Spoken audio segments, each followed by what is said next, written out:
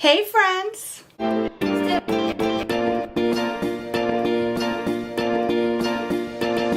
My name is Desiree, aka Mama Friendly, and I do all sorts of videos on my channel. I do cooking videos, vlogs, hauls, all sorts of Disney themed content, a little bit of everything. So if any of that sounds like fun to you, I hope you'll subscribe and join me on my YouTube adventure. This year I was hoping to share a bunch of cookie recipes leading up to the holidays, and so I'm calling this 12 Days of Cookies. Kind of a twist on my 12 Days of Vlogmas series that I did last year. I'll post that playlist up here. But this time I'm interspersing 12 different cookie recipes throughout Vlogmas, which is also going to be made up of, you guessed it, vlogs, but also hauls and other little bits and pieces that I'm putting together to try to make up a more complete Vlogmas. I'm not saying I'm gonna do all 25 days, but here's hoping that this gets me at least halfway there, right? If you're on my channel, you already know I eat gluten and dairy-free exclusively, and as such, most of my recipes are gluten and dairy-free. In fact, I think it's been years since I've shared a not gluten or dairy-free recipe on this channel. And I always enjoy the recipes that I share on here. I wouldn't share a recipe if I didn't love it. And if I don't love it, I make sure to let you know that, and I let you know why as well, so you can make any changes you might need to. But the biggest praise, the highest praise that I can expect for my food is when somebody that does not eat gluten and dairy free really enjoys it in spite of the allergy friendly adjustments I might have to make. And this recipe definitely fit that bill. Alright pallies, today's cookie is going to be a soft baked M&M cookie, but of course, as you can imagine, it's going to be gluten and dairy free because that's just how we do things around here. So we're going to start with 8 tablespoons or a half cup of unsalted butter. This is salted. I prefer it. You use what you like. You want it softened but not warm. You also need a cup of sugar. You can use coconut sugar if you'd like. I'm using just regular white granulated sugar. 1 large egg. There it is. 2 teaspoons of vanilla extract, but you guys already know I'm going to measure that with my heart. 1.5 cups of gluten-free all-purpose flour. The 1-to-1 Bob's Red Mill is my favorite for all things cooking and baking. 1 teaspoon of baking powder, a half teaspoon of baking soda, and we need 1 cup of M&Ms. You can use regular if dairy-free is not a concern for you, but I've got these Choco No-Nos. The company's called No Way. Way as in W-H-E-Y, not way as in W-A-Y. I'll have these linked down below because I actually got them on Amazon. You need 1 cup. I hope I have enough because I've actually kind of dipped into my stash a bit, but we're going to use what we've got. And lastly, we need a half cup of chocolate chips. So you can use any kind you'd like. I have semi-sweet here and I have white chocolate. They're both from Enjoy Life brand, which is an allergy-friendly brand, and it's my favorite for all things chocolate, whether it's snacking chocolate or baking chocolate. I have a couple like bits of bag here, and if they, between the two of them, don't make up a half cup, then I've got another one in the pantry. Like I said, use what you've got. Whether you want to use semi-sweet, dark, white, or a mixture like I'm going to do, that's entirely up to you. But this is going to be a very simple recipe. I've had my butter out on the stove or the counter, whatever. You don't have to put it on the stove. I've had mine on the stove for a couple hours now in an effort to get it softened, and I've also got a hand mixer back there. Not necessary, but it's definitely going to make your life easier. You could use a stand mixer instead if you prefer that. So essentially what I'm going to do is that I'm going to cream the butter and the sugar together. Then I'm going to add in my egg and my vanilla. I'm going to add in my flour, baking powder, and baking soda at that point.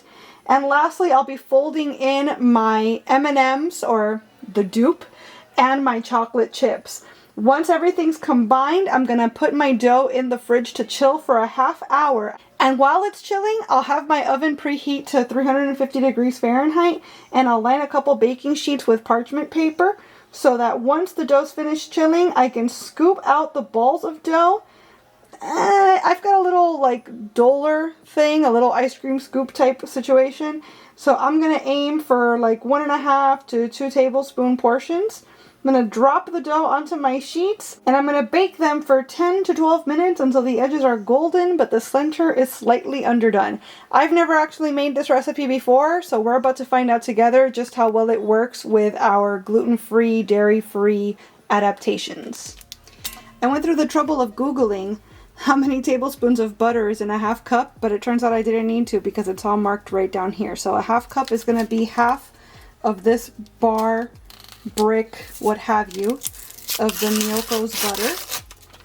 So I'm going to go ahead and plop that right in. I'm actually going to slice it up some though, because I feel like that's going to make it a little easier. Oh good, it is nice and softened.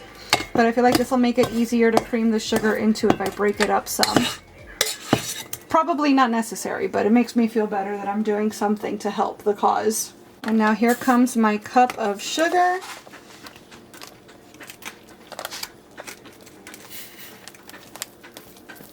Perfect.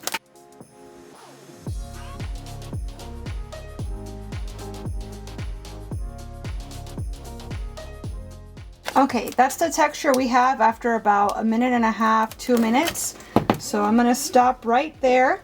I'm going to add in my egg, so 1 large egg, and my 2 teaspoons, whatever you say recipe, of vanilla. Boop, that looks right. I'll go ahead and call that 2 teaspoons. So we're going to do this on low just until everything is combined.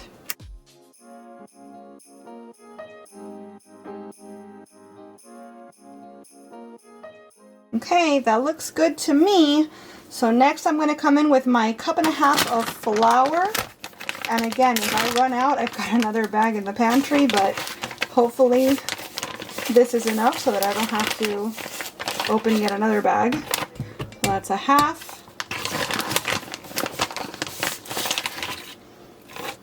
One cup.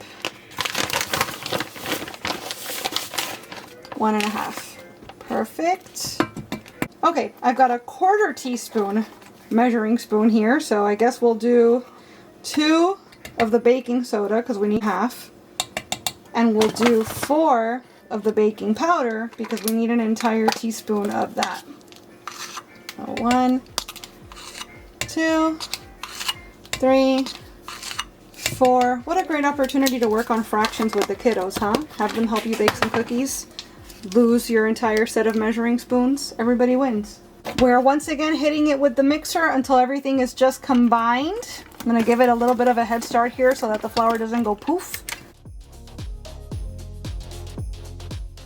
Okay, that's feeling quite doughy to me now, so that's perfect. Kind of clumping together like wet sand, which is what I'm looking for in a dough texture. I know wet sand does not sound like the most appetizing thing, but that is the texture you want. So now I'm going to take a spatula. I'm going to retire my hand mixer, and I'm going to use said spatula to fold in my chocolate chips. It turns out I have almost a 1/2 cup of the semi-sweet, so I'm just going to top it off with whatever I've got in my white chocolate chip bag. That's just about perfect. 1/2 cup of chocolate chips of one variety or another, so I don't have to open another bag. Winning again. And then lastly, my No Way Choco No Nos. Not sponsored at all, but these are the only gluten and dairy free, the only allergy friendly M&Ms that I've been able to find, and they're honestly really tasty. Just so you get an idea of the colors that we're working with, so they're a little more pastel than a typical M&M, but they're also naturally dyed, so that explains that. The more the better, right? But like I said, I think this came in a set of 6 or something, and we might have already attacked before I got around to making the recipe. So just gonna go ahead and fold all this in. Oh, this is like a perfect dough texture actually. And that looks like it's gonna be a really good disbursement of mix-ins as well. Like there's plenty of chocolate, there's plenty of candy. So 3 bags might be just what you want actually for this one batch of dough. So once I feel like everything's pretty much mixed in, I feel like that looks good, right? I'm gonna go ahead and stick this in the fridge for a half hour. And maybe about 15 minutes into that, I will preheat my oven to 350 so that we could get the baking going.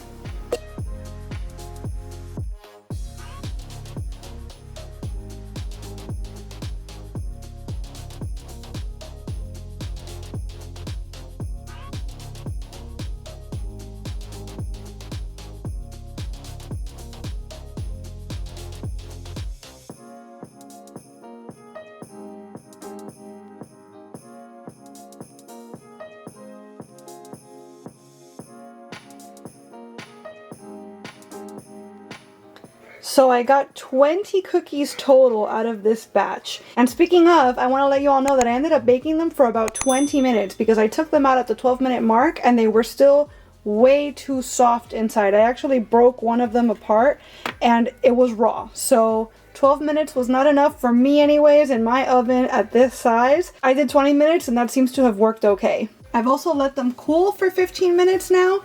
So they should be, yeah, they're nice and movable about. And I think we got a pretty good disbursement of chocolate chips and like M&Ms throughout. I guess I'll go ahead and break this one since I'm already touching it. But there we go. That's much better. It's got a nice crumb.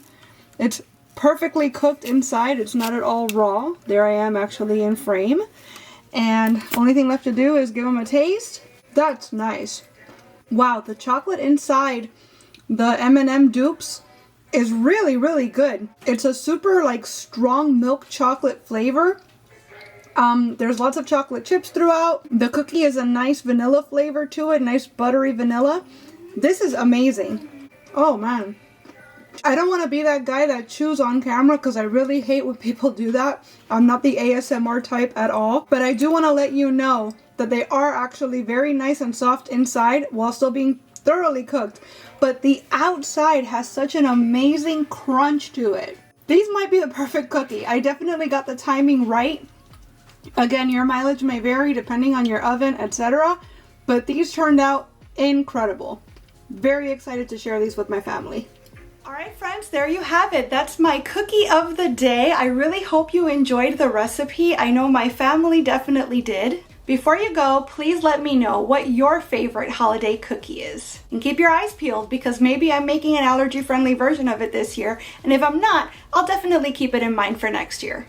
I want to thank you all so much for being here and watching this video. I really hope you enjoyed it. And if you did, I hope you'll please give it a big thumbs up.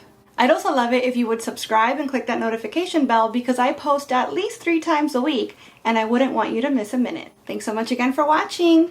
Happy holidays!